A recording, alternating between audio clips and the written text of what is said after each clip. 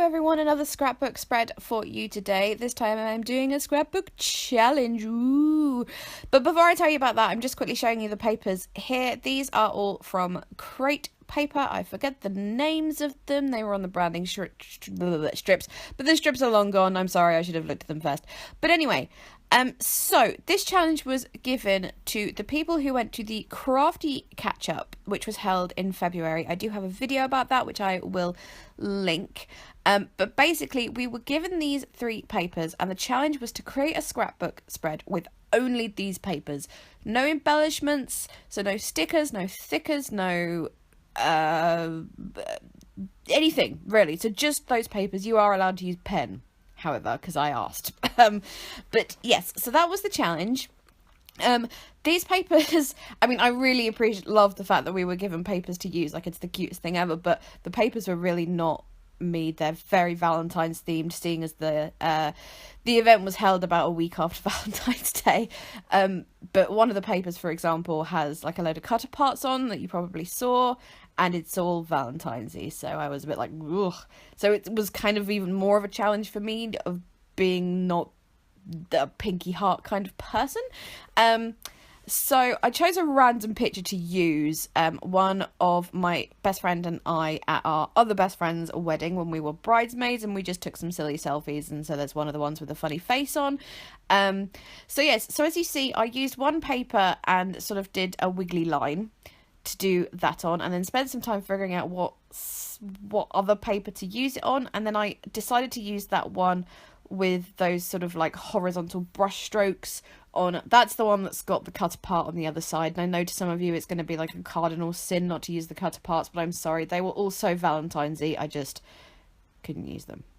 So yes, I decided on that one, so I'm just cutting off the branding strip at the bottom there, and I'm also cutting off about 1/4 of an inch at the side, just because of the fact that my scrapbook is a strange size. So my layouts aren't 12 by 12, they're more like 12 by 11.5. But yes, so just rubbing out the little pencil lines that were left on my little cutout wavy things I made there on the cactus sheet.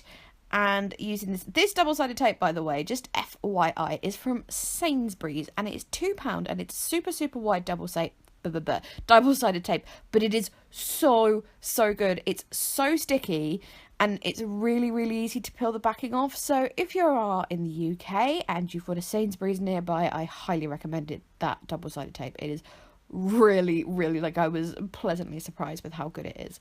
Obviously it's only useful for putting down big things, because it is very wide. It's about 2 centimeters, but it is, as I said, super good. Anywho, I also decided I wanted on one of the wavy bits to put like an extra layer to it, so I drew another wave. I just completely freehanded those and cut them out. So yeah, that's what I'm doing there. I kind of regretted that I didn't do it on the bottom piece as well, but by that point it was too late. It was already stuck down, and as I said, that tape is really sticky. So yes, that wasn't possible, unfortunately. So I decided to put down the top bit with glue dots just to add a little bit of dimension. They're not very thick, they're maybe like 2 millimeters thick, but it helps things pop out a little bit. And again, I'm just erasing my little ugly pencil marks there. So yes, I was kind of happy with that little effect there, so stuck that one down. Very happy with that.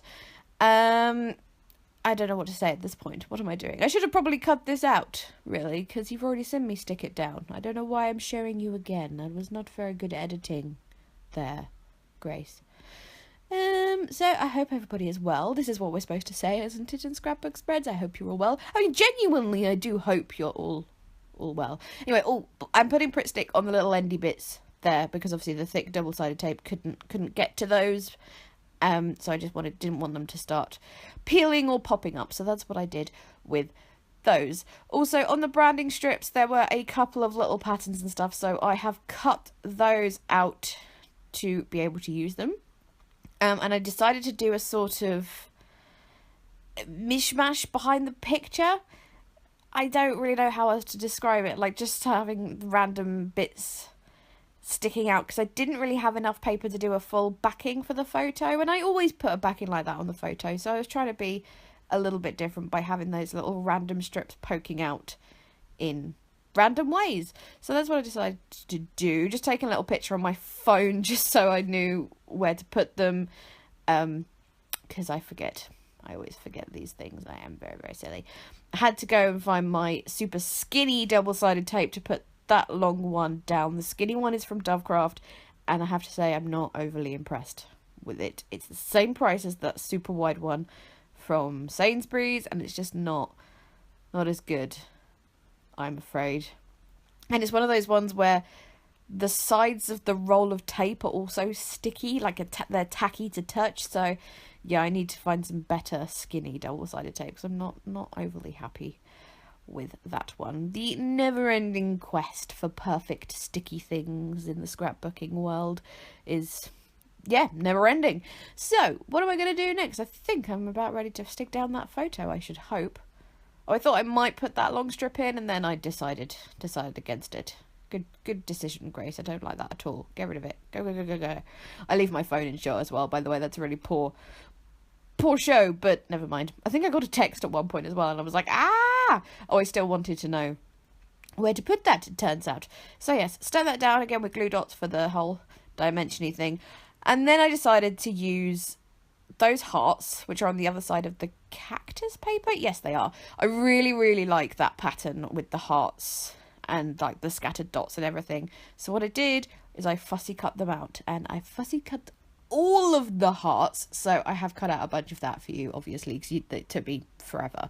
I didn't fussy cut them perfectly either, because I wanted to show a little bit of the white around them, because I love the mix of the white and the black and the pale pink. I think it's a beautiful, beautiful effect.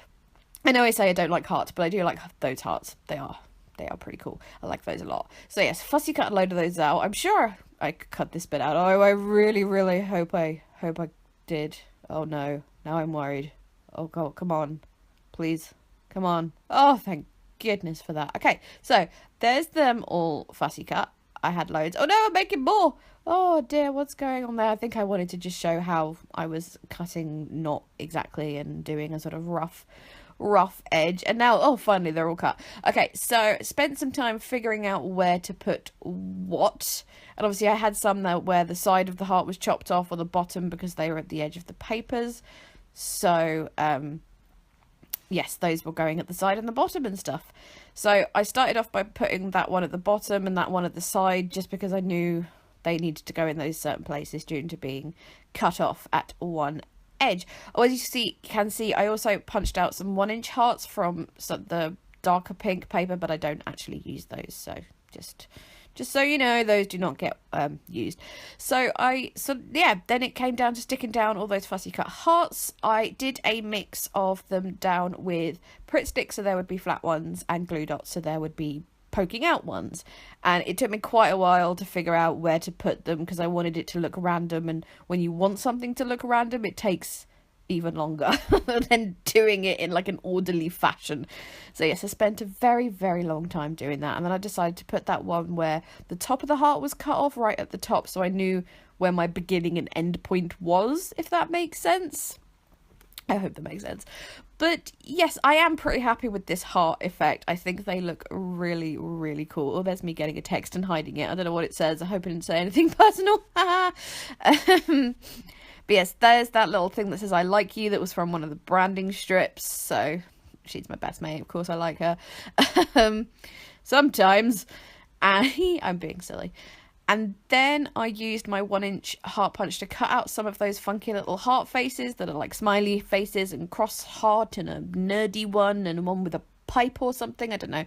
Just punched out a bunch of those. I liked the effect of not fussy cutting them, but punching them so there would be quite a big white border around them. I just thought that would look a bit more random and haphazard and stuff. And then I just dotted those all over the place. Really, I was going to put them on the picture and then decided against that. I thought they would look better just randomly placed around the spread in general. So, oh no, I put one there. I'm lying. I put one next to the I like you, but it's a little cute little smiley face, so I thought that would work. Okay. So yeah, I put some as well on that little sort of trail of the scattered dots hearts. And yes, just randomly putting them in various places. I don't know what else I can say about that. But yeah, so I did the challenge and I'm pretty pleased with how it turned out. It was a really cool challenge to set. So thank you, Rachel of Bits of Stationery, who organised that event.